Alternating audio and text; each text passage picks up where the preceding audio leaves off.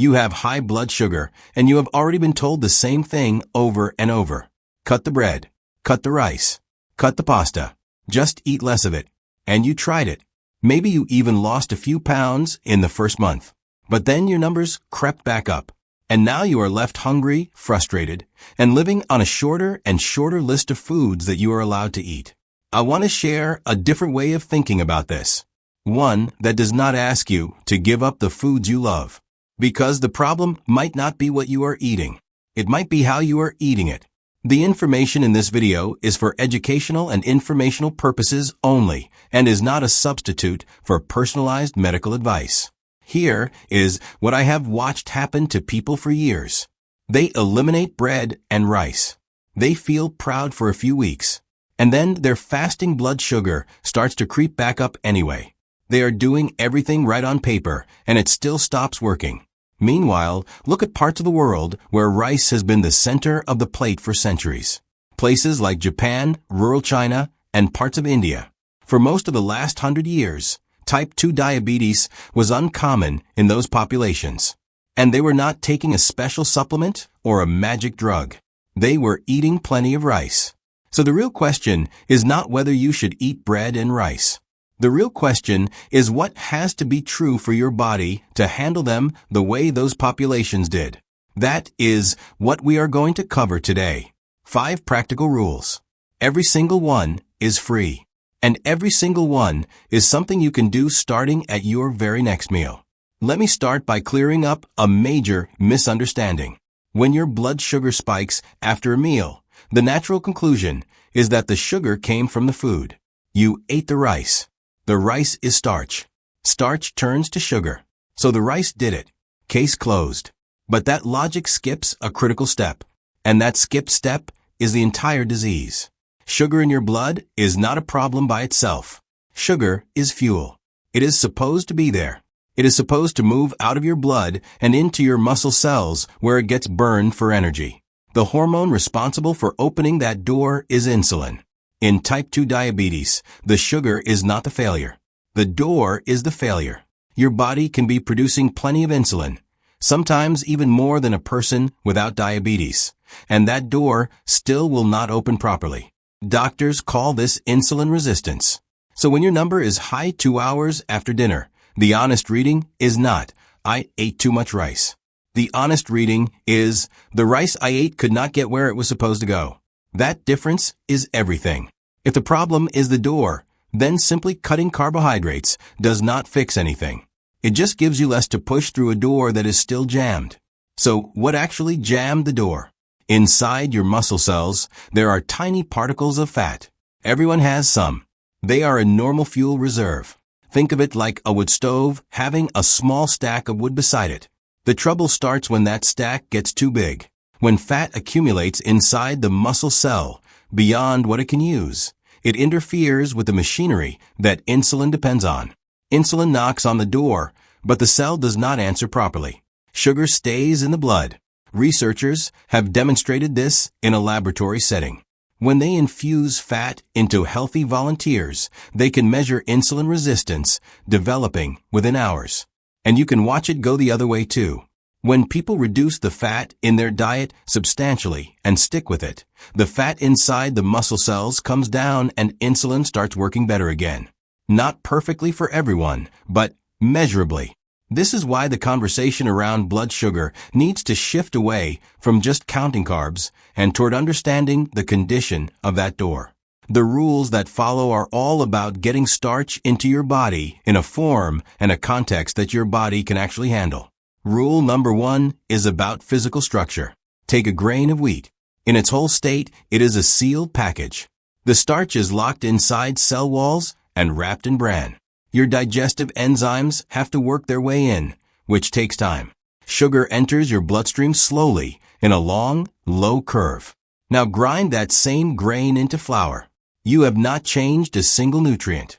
The protein, the fiber, and the starch are identical. But you have destroyed the packaging. The surface area explodes. The enzymes get instant access. The same wheat now floods your bloodstream in a fraction of the time. This is why 2 breads with identical nutrition labels can behave completely differently in your body. Whole wheat on the package only tells you the brand came along for the ride. It does not tell you the grain is still intact. Most whole wheat bread is made from finely milled flour, which means it is fast, whether the bran is in there or not. Look for bread where you can actually see grains and seeds, where the slice feels dense and heavy in your hand. Sprouted grain breads and coarse, pumpernickel styles tend to behave much better for this reason. The same principle applies across the starch aisle. Steel-cut oats are slower than rolled oats, which are slower than instant oats. It is the same oat every time. The difference is simply how much work your body still has to do to break it down. With rice, brown rice keeps its bran layer, which slows things down. But the bigger jump most people never make is to intact grains like barley, farro, wheat berries, or whole rye.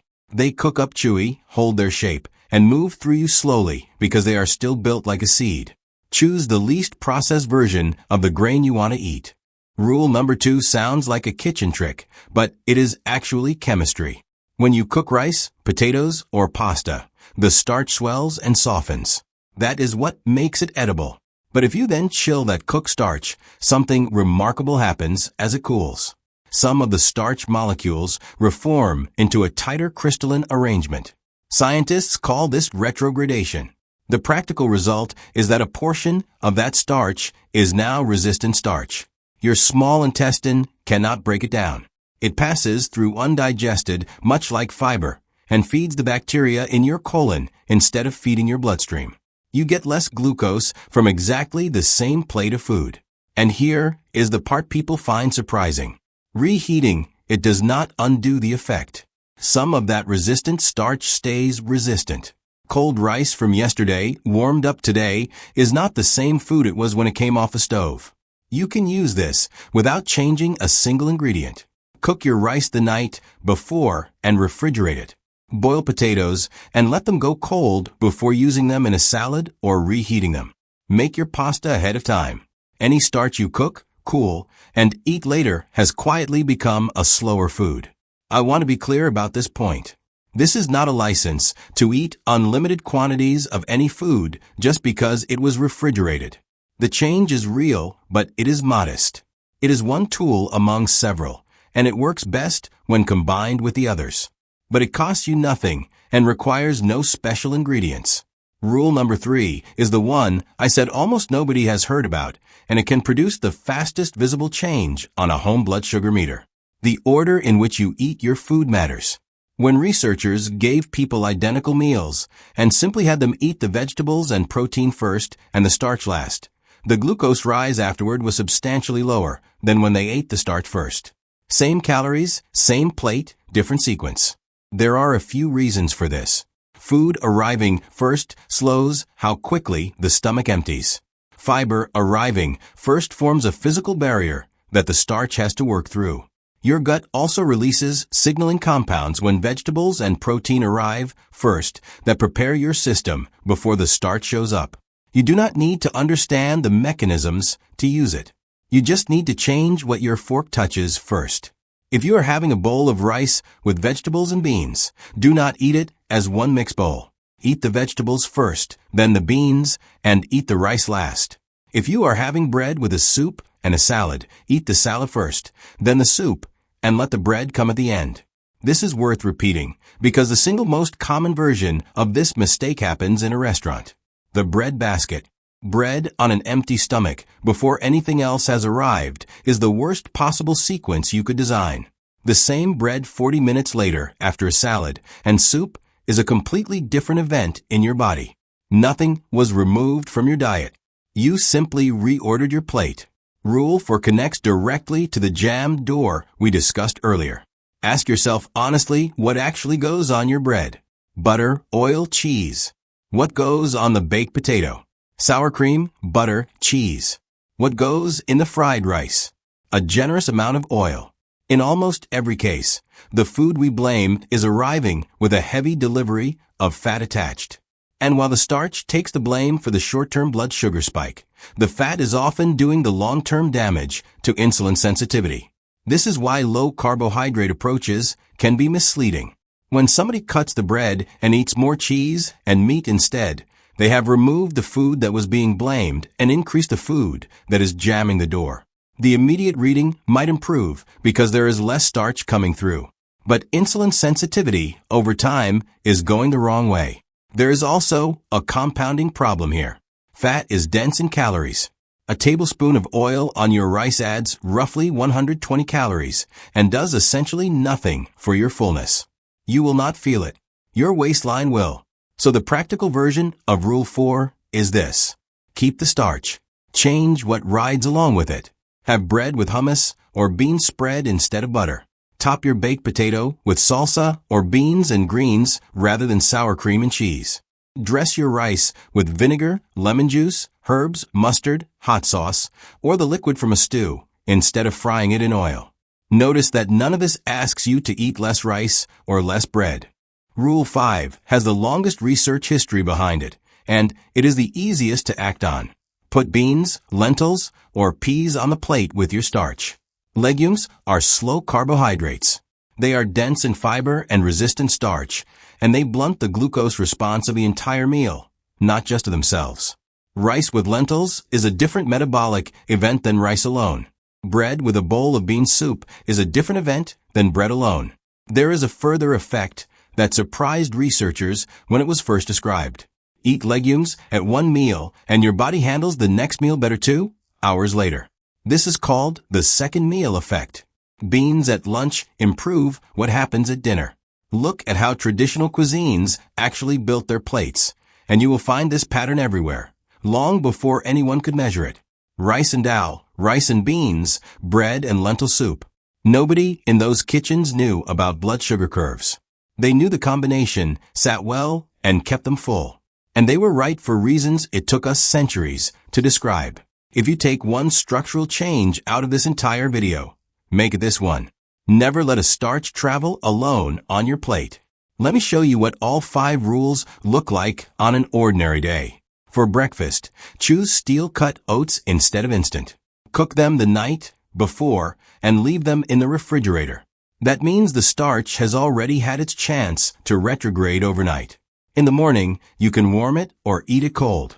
Stir in some berries and a spoon of ground flaxseed. What you do not do is pour cream on it. For lunch, this is where the beans go.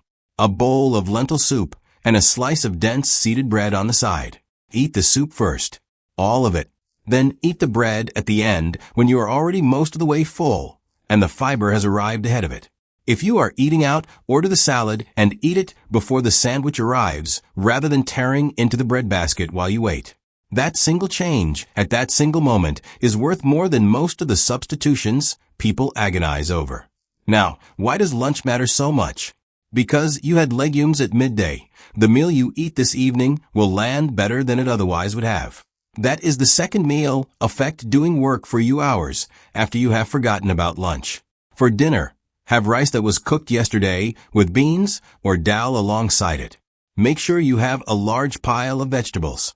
Eat the vegetables first, then the beans and the rice last. Dress the rice with vinegar, lemon, hot sauce, or mustard instead of oil. Count what you gave up in that day. Not the bread, not the rice, not the potato, not the oats. You changed the form of the grain, the temperature history of the starch, the sequence of your fork, the company on the plate, and what you poured on top. The foods themselves all stayed. Here is the summary. Choose grains that are still intact rather than powdered. If you can see the grain, your body has to work for it. Cook your starch, cool it, and eat it later. Some of that starch stops being available to you. Eat in order. Vegetables first, protein second, and starch last. The bread comes at the end. Watch what rides along with your starch. Keep the bread, but reconsider the butter. The fat is what jams the door. And finally, never send a starch out alone. Beans, lentils, or peas on the same plate slow down the entire meal. Notice that not one of these rules told you to eat less bread or less rice. Not one removed a food from your kitchen. Not one cost you $1. That is deliberate. It is the difference between an approach you can maintain for a decade and one you abandon by March. I want to be straight with you about what this does and does not do. If you have a blood sugar meter, you can test rules 2, 3, and 5 yourself this week. Take a meal you eat regularly, eat it your usual way, and check your number 2 hours after. Then eat the same meal a few days later with the order changed and beans added and check again. Many people see a difference they can read on the screen. That is your own body, not a study average. And it is far more persuasive than anything I can tell you. The deeper change, the one that involves fat leaving your muscle cells and insulin working properly again, is slower. That takes weeks and months. In clinical studies, meaningful movement in an A1C took months, not days. Anyone promising you a transformed metabolism in a week is not being honest with you. None of this is a reason to change your medical treatment on your own. If your numbers start improving while you are on medication, that is a wonderful conversation to have with your doctor, but it is their job to manage your medication safely. This information is not a substitute for professional medical advice. Always consult with your healthcare provider before making changes to your diet, lifestyle, or medication. The reason I keep coming back to this approach instead of writing another list of forbidden foods is simple. The lists do not work. Not because people lack discipline, but because a diet defined by absence is a diet you are always losing at. Every meal is a test, every holiday is a failure waiting to happen, and the moment you stop, everything comes back. What I have described here is the opposite shape. Nothing was taken away from you. Bread stayed, rice stayed, potatoes stayed. What changed is the form, the order, the company, and what you pour on top. Those are habits. And habits are quiet. And quiet things last. The populations that ate rice for centuries without this disease were not exercising restraint. They were not fighting their food. They had simply built a plate that worked, and then they stopped thinking about it. That same opportunity is available to you. This week, pick just one rule. I would start with the order because it costs nothing and you can do it at your very next meal. Vegetables first, starch last, and then add the beans. Then start cooking your rice the day before. Your body will thank you.